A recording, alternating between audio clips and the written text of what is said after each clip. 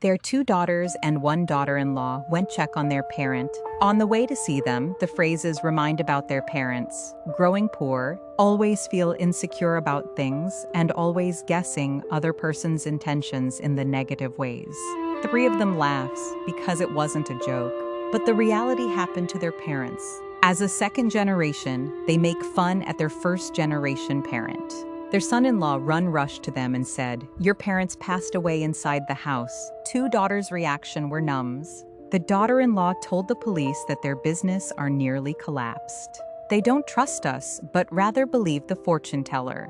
The police did the deep search and collect the conversations from the son-in-law. They ruled their parents' death are the suicidal. The son-in-law said, "I am an entry-level employee and working for my parent-in-law's trading company. I told them not to give up the last hope, and my wife introduced them to the fortune teller." The wife and other daughter said, "Sigh. They are very superstitious." Everyone left the scene. 4 years later, the daughter moved away from the town. The son-in-law also moved away, and he is no longer an employee. He is a CEO for his own company, and he also purchased a new house, just when their parents' death case is about to fading away, and everyone is trying to forget about the past, while moving on with their life. An isolated incident forced the police to reopen this criminal case. A young man stolen some owner's horse and was sentencing with felony, and the police happened to find out his fingerprints were tied to this criminal case happened during 4 years ago. When asked and explains to him the serious additional crimes if he didn't admit what he did 4 years ago, he finally confessed that he did participate of killing the elderly Asian parents during 4 years ago when he was 15, but he said he was forced by his uncle and he didn't have choice because at that time, he won't be survive on his own. When the police continue to ask him about did he knows who tell them to kill the elderly couples, he said he saw his uncle spoke with an Asian lady before the day of committing the crimes, but he really couldn't remembers how she looks likes. When one police told other investigators in regarding to arrest this boy's uncle, the investigators asked the police to hold their horse, because the investigators suddenly thought about the son-in-law and the daughter mentioned about the fortune tellers, and perhaps that fortune tellers may have something to do with this crime. But other police said during 4 years ago, the son-in-law, he is the only family members speak good English, told them that the fortune teller just came to their house couple times and should have nothing to do with this crime. Now, 4 years has passed, the investigators began to doubt about his statements. He is the one that called the police and tell them that his parent-in-law died inside the house. He is the only one want to get involved and provide all the details to the police. He is the one to ask his wife and other daughter and daughter-in-law to not get involved with this crime. And he is the one who managed the funeral of his parent-in-law. He is the one who managed all the communication. After 1 more year, the investigator put all the puzzle together. When the parent-in-law's business failed, they decided to trust the fortune tellers, and they owe more debts from the fortune tellers. The fortune tellers send the boy and his uncle to kill them inside their house. The fortune teller said, "This sinister ideas is coming from the son-in-law. He said need 2 life for the insurance money." But she didn't get any money after the death of his parent-in-law. The fortune tellers and the uncle is sentencing to the life sentence. The boy is sentenced to 13 years. The son-in-law is free to go because cop couldn't find any evidence for his crime.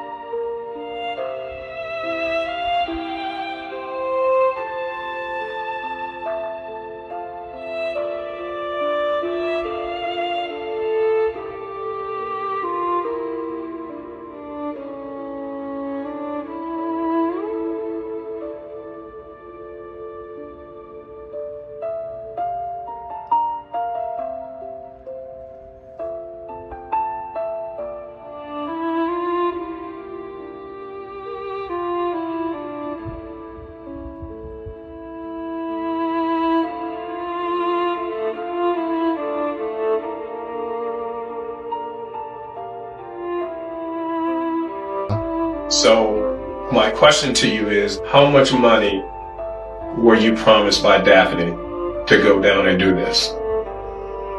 $10,000. $10,000, okay. Daphne was controlling his mind. That Daphne had control over his mind and his body, and she was making him do things. Chel's not getting any charges based on the evidence that we had. It still sits with me today as I'm sitting in this chair thinking about the fact that Child Tran got away with murder. And that sort of sticks in my craw, and it probably always will. I can only imagine when it comes to a child, the amount of guilt that has to be bestowed onto him. He has to live with that every day. Un profesor y pastor universitario católico The de Nest for 69 True años Crime había Incident. ocultado su sexualidad toda la vida, hasta que conoció en la universidad a otro pastor de 23 años, recién graduado con una maestría en Oxford. Se enamoró de inmediato de este joven graduado de Oxford. Este le correspondió y se casaron al cabo de unos pocos meses. Justo cuando el pastor de 69 años creía que Dios por fin había hecho realidad su deseo y disfrutaba de su luna de miel con el joven, ignoraba que éste lo estaba envenenando lentamente a través de la comida y la bebida, cavando así su propia tumba. Tras un examen físico, una enfermera determinó que debía ser hospitalizado. El joven graduado de Oxford, nervioso y preocupado ante la posibilidad de que el anciano pastor se recuperara, presionó inmediatamente al personal del hospital para que le dieran el alta. Tras salir del hospital, el pastor apareció muerto al día siguiente en su propia casa. El codicioso joven pastor se apoderó de su dinero y vendió la casa de inmediato, pero no se dio por satisfecho. Puso la mira en su siguiente objetivo, una anciana rectora universitaria jubilada. ¿Logrará esta rectora de 81 años escapar de las garras de este demonio? ¿Correrá la misma suerte que el anciano pastor y profesor universitario? No se pierdan la historia real, Los miembros de la Iglesia, que se publicará en octubre de 2026.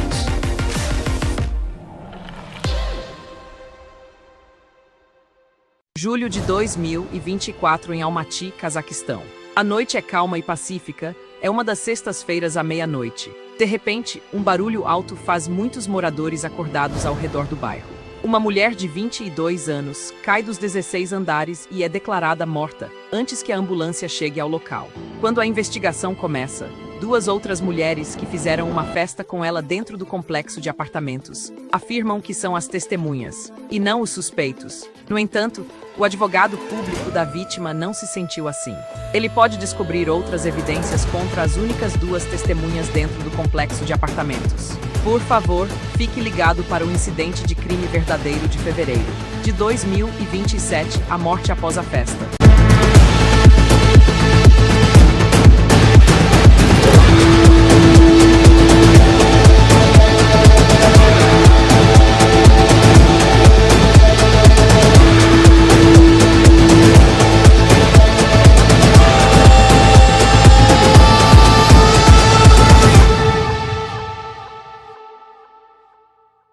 J'ai rêvé de renaître.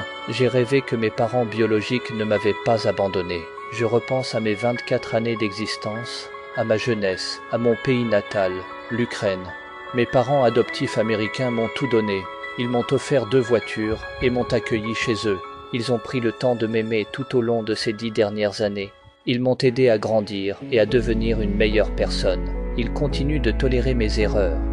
Je devrais être heureux, mais je ne le suis pas vraiment. En fait, ils ignorent tout de mon passé. J'ai vécu l'enfer dans mon pays, et ces expériences traumatisantes ne s'effaceront jamais. C'est ancré au plus profond de moi. Je ne parviens pas à maîtriser mes démons. Ils ne peuvent pas comprendre ce que j'ai enduré, ni ce que l'on ressent lorsqu'on est abandonné par ses proches. J'ai tenté de fuir.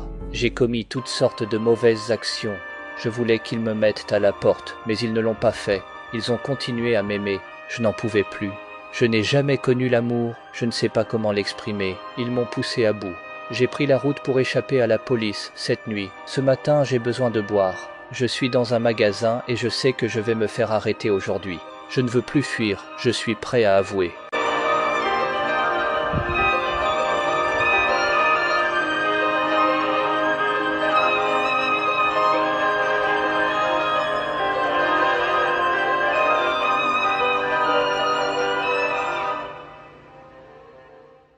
Je viens de Roumanie et je suis lycéenne, J'ai 15 ans. Ces derniers temps, je rêve de lui. Mais c'est irréaliste. Il n'est pas là.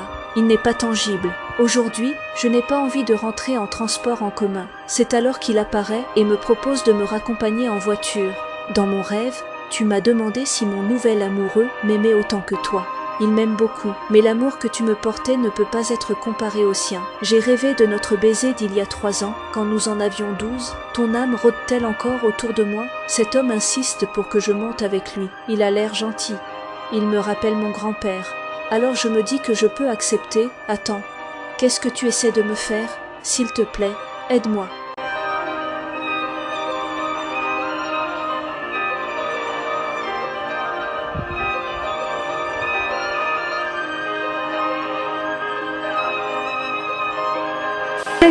Bună ziua!